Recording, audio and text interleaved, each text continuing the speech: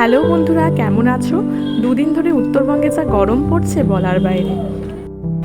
আর আমের সময়ও তো প্রায় শেষ হওয়ার পথে। আর 2 মাস পর পুজো, আর আম কোথায়? বা আম পাওয়া গেলেও আমাদের মতো মধ্যবিত্তদের তখন কেনা প্রায় সাধ্যের বাইরে হয়ে উঠবে। তাই ভাবলাম এই সুবর্ণ সুযোগটাকে হাতছাড়া করি বা কেন। আর এই প্রচণ্ড গরমে শুধুই মনে হয় একটু ঠান্ডা খাই ঠান্ডা খাই, গরম কিছু আর ভালো লাগে না।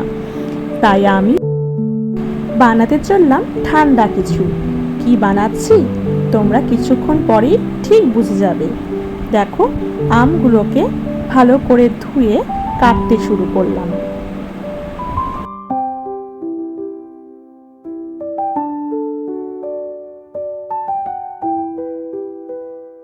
এইবার নিয়ে নিলাম কিছু ড্রাই ফ্রুটসগুলোকেও কেটে নিলাম। এইবার নিয়ে নিলাম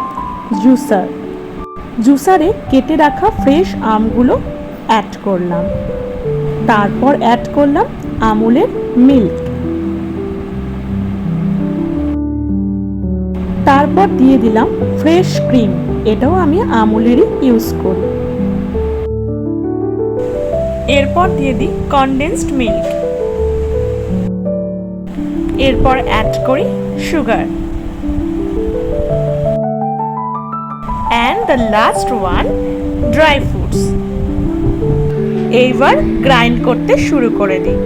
তোমরা এতক্ষণে নিশ্চয়ই বুঝে গেছো আমি কি বানাতে চলেছি, তাই না? হ্যাঁ, ঠিকই বুঝেছো, আমি বানাতে চলেছি ম্যাঙ্গো আইসক্রিম। এইবার কাপগুলোতে একে একে সেই গ্রাইন্ড করা ম্যাঙ্গোগুলো ঢেলে নিই।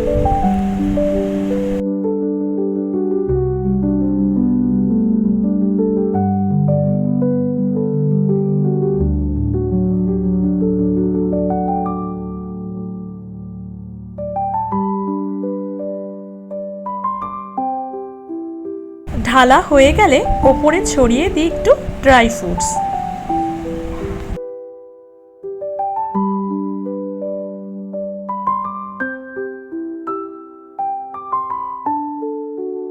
এরপর প্রত্যেকটা গ্লাসের মিডলে দিয়ে দিই আইসক্রিম স্টিক।